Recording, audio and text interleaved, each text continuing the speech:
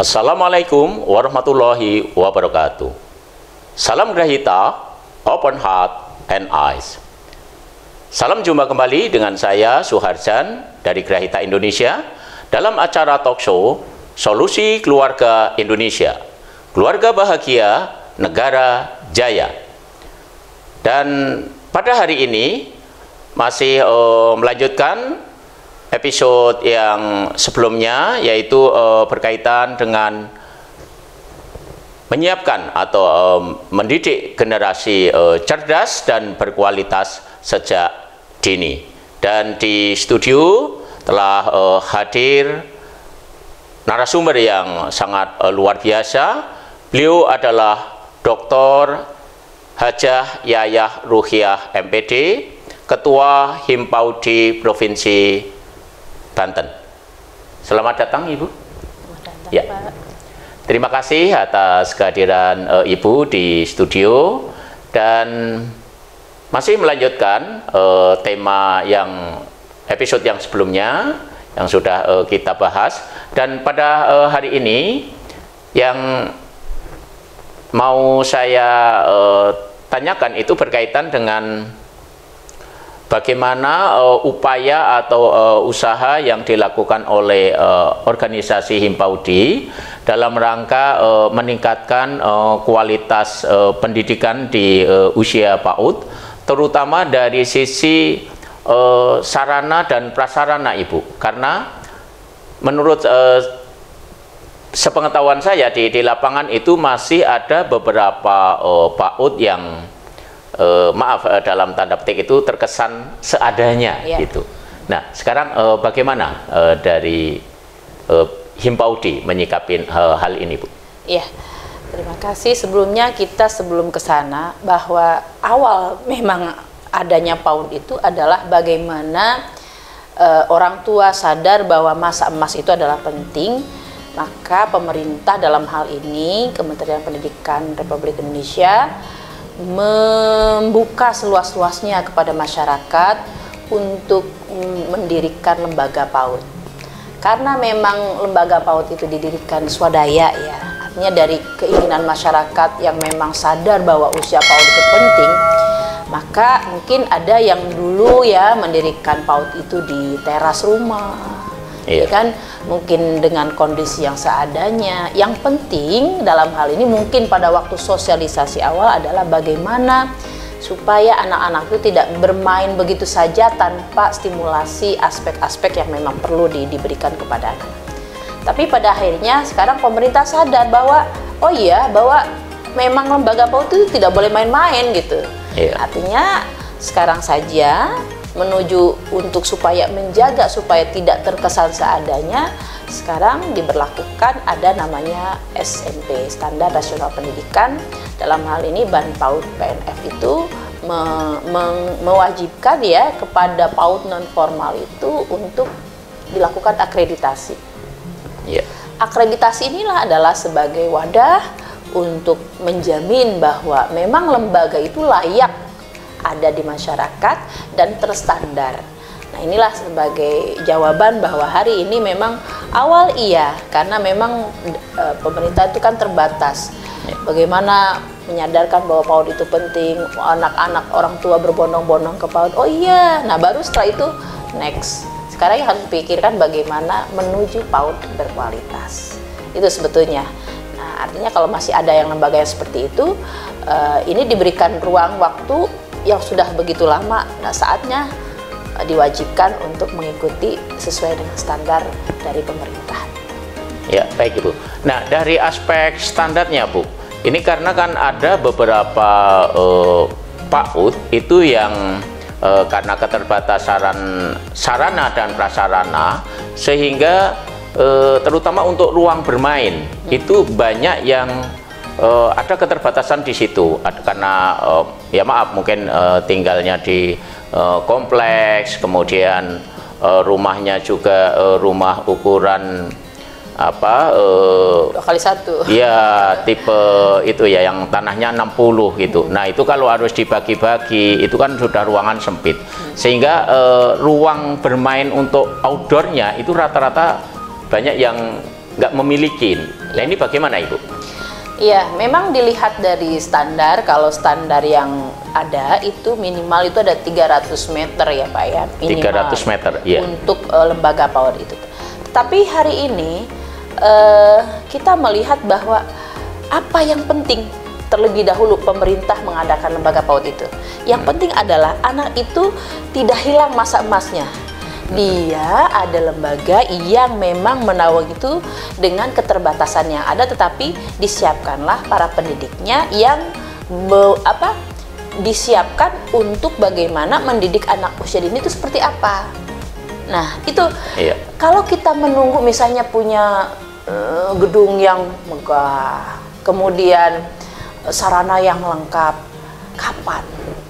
Sedangkan anak tuh lahir tiap tahun ya kan, kemudian mereka masa emas itu 06 tahun udah keburu, anak usia golden age ini lewat begitu saja tanpa sentuhan tadi. Nah itu makanya perlahan tapi pasti pemerintah sekarang itu dengan dari 2002 ya PAUD itu muncul sampai sekarang mengevaluasi terus bagaimana PAUD non formal itu supaya akan menuju kepada PAUD yang berkualitas gitu.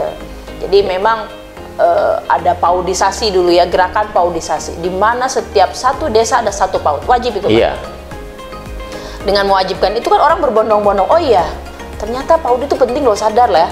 Nah dengan terbukanya terus ngediriin lembaga PAUD bagaimana ya? Nah masih bertanya, tetapi seiring waktu ini loh ada pedomannya, ada kurikulumnya, ada standar prasarananya, ini yang harus dipenuhi nanti perlahan tapi pasti. Ya, baik. Nah, sekarang dari pemahaman di masyarakat Ibu, itu kan masih banyak yang bingung apa bedanya PAUD dengan TK, karena secara usia sebenarnya sama-sama juga itu, tapi kok ada istilah PAUD, tapi ada juga istilah taman kanak-kanak kayak gitu. Memang TK itu lebih awal ya, disebutnya prasekolah, disebutnya itu ada di bawah dinas kementerian itu Dikdasmen, pendidikan dasar tadinya. Nah sekarang regulasi yang baru dengan adanya regulasi yang baru ini yaitu di Permendikbud 146147 bahwa pendidikan PAUD itu adalah terdiri dari taman kanak-kanak, kelompok bermain, kemudian SPS atau satuan PAUD sejenis, kemudian ada TPA, Taman Penitipan Anak. Nah ini semuanya dinamakan PAUD. Jadi sebetulnya tidak ada perbedaan antara TK maupun kelompok bermain yang saya sebutkan tadi. Apa ini yang Mas, karena memang awal-awal saja, karena memang dulu di Dikdasmen ya yang di taman kanak-kanak. Nah sekarang pun jangankan masyarakat ya, pengambil kebijakan pun masih itu ada taman kanak-kanak, ada kelompok bermain, itu yang nggak disebut PAUD formal atau non formal. Kalau PAUD itu ya itu tadi ya, tidak ada pembedaan sebetulnya, karena kurikulumnya juga sama, memakai kurikulum 2013. Kurikulum ini adalah bagaimana kurikulum itu diterapkan baik di TK maupun di kelompok bermain, SPS maupun TPA, termasuk Raudatul Atfal. Nah, artinya hari ini naungan kurikulum itu adalah menjadi penyatu, bahwa tidak ada perbedaan. Tinggal di perbedaannya adalah usia. Kalau TPA, Taman Penitipan Anak, kan usianya berbeda. Kelompok bermain di usia lebih kepada 2-4 tahun. Usia taman kanak 4-6 tahun. Tetapi ketika itu semuanya adalah 06 tahun, itu adalah usia golden age. Itu yang menjadi dasar payungnya, sehingga tidak lagi ada perbedaan itu TK itu kelompok bermain, tidak. Karena sudah diikat dalam satu kurikulum yang harus dijalankan oleh semuanya, yang disebut PAUD, kurikulum PAUD. Iya. Gitu. Ya, baik Ibu. Nah, sekarang berkaitan dengan kesejahteraan guru, terutama guru-guru PAUD itu di beberapa daerah di Indonesia itu ada yang terkesan masih ala kadarnya, dapat mungkin dalam sebulan, ada yang bahkan kurang dari 1 juta rupiah gitu. Nah, sekarang apa upaya dari Himpaudi sendiri untuk membantu meningkatkan kesejahteraan para guru PAUD ini, Bu? Memang sebetulnya dari sisi kesejahteraan ini udah lama nih Pak, memang harus kami suarakan. Kenapa? Guru PAUD itu memang berangkat dari hati. Ya, dia mengabdikan dirinya untuk menjadi guru itu. Karena mohon maaf, ketika misalnya di satu desa itu didirikan lembaga PAUD, nyari tenaga pengajarnya juga susah. Makanya ketika yang di situ misalnya ada yang baru lulusan SMA, ya kan? Ada juga yang sudah S1. Nah, itu adalah keinginan dari masyarakat, terutama guru-guru itu untuk mengabdikan di pendidikan anak usia dini. Nah, mereka tidak memikirkan hari ini digaji atau tidak. Nah, itu awal. Nah, seiring waktu, oh iya, ternyata PAUD itu penting ya. Kok gurunya nggak digaji gitu sama pemerintah. Nah, ini ada semacam apa ya, diskriminasi yang kita lihat gitu ya. Ada juga taman kanak-kanak juga kan ada yang swasta, yayasannya juga sudah oke gitu dan bisa menggaji guru-gurunya.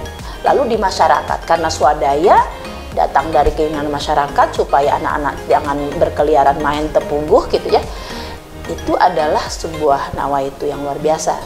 Nah, melihat ini ya kita faktanya demikian, hari ini guru PAUD belum ada gajinya. Makanya sering kami sebut gajinya berapa Bu Guru? 1 juta. Sabar, jujur, tawakal. Tapi lagi-lagi kita tidak boleh menutup mata untuk itu. Artinya pemerintah, baik pemerintah daerah, pemerintah pusat harus memperhatikan. Dan alhamdulillah sih guru-guru PAUD dari pemerintah pusat tuh ya walaupun tidak besar gitu ya, ya bentuk perhatiannya ada berupa ada insentif yang diberikan mungkin setahun sekali, itu pun sangat setahun sekali ya, dengan jumlah nominal ya dihitung-hitung sebulannya itu cuma 100 gitu ya. 100.000 ya, 100.000 itu sangat jauh dari apa ya, dari harapan ya untuk kebutuhan hidup apalagi gitu ya. Tetapi kami di guru-guru PAUD itu terus kami berupaya untuk terus semangat memotivasi mereka. Ini adalah ladang amal yang memang harus kita persiapkan untuk anak-anak kita. Nah itu, di sisi lain ada juga pemerintah daerah yang sudah memberikan insentif kepada guru PAUD-nya, walaupun tidak besar, tetapi itu bentuk perhatian. Terutama yang sudah itu adalah di 6 kabupaten kota, 2 yang belum. Karena memang keterbatasan anggaran yaitu Pandeglang dan Lebak. Artinya hari ini kami juga berharap kepada bupati, wali kota, dan gubernur punyalah nurani gitu untuk juga memperhatikan para guru PAUD ini yang sudah begitu luar biasa menyiapkan generasi supaya jangan tertinggal dari menyiapkan generasi itu tidak boleh dari SD gitu loh. Dari 0-6 tahun inilah yang sebetulnya ditanamkan nilai-nilai itu. Sehingga Banten punya visi iman takwa dan religiusnya, kemudian daya saingnya, ya kan, harus punya daya saing ya. Daya saing ini artinya bisa bergaining gitu dengan provinsi lain, SDM-nya. Ya kalau misalnya dimulai dari SD, terlambat, tertinggal. Nah, makanya dalam hal ini kami selalu di dalam setiap kesempatan, siapapun yang bisa peduli kepada guru PAUD, ayo, baik CSR, baik pemerintah daerah, siapapun yang peduli kepada guru PAUD, silahkan berinvestasilah di guru PAUD, karena guru PAUD insya Allah akan mendoakan semua orang yang peduli kepada mereka dan tentunya peduli kepada anak usia dini. Gitu, Pak. Ya, baik. Terima kasih Ibu atas pembahasannya. Ini menarik sekali. Mudah-mudahan ini bisa dipahamin oleh semua pemirsa, semua sahabat Grahita dimanapun berada. Nah, ada yang bisa kita simpulkan untuk episode kali hari ini. Yang pertama, untuk membangun generasi cerdas dan berkualitas itu tidak kalah penting, yaitu berhubungan dengan sarana dan prasarana pendidikan. Maka ini yang perlu diperhatikan bagi para pengelola, baik itu PAUD atau TK, bagian berkaitan dengan pengadaan gedung, kemudian sarana bermain, kemudian juga bagaimana meningkatkan kesejahteraan guru, karena tadi disebutkan oleh Ibu Hajah Dr. Yayah Ruhiah bahwa masih ada beberapa yang mendapatkan imbalan yang belum layak atau kurang layak. Nah, ini sekaligus ada pesan dari Himpaudi, mudah-mudahan ini bisa didengar, bisa sampai ke Bapak Gubernur, Bapak Wali Kota, Bapak Bupati, baik yang ada di Banten ataupun yang di daerah-daerah lain. Terima kasih telah menyaksikan tayangan ini, dan salam jumpa kembali pada episode-episode berikutnya. Wassalamualaikum warahmatullahi wabarakatuh. Waalaikumsalam.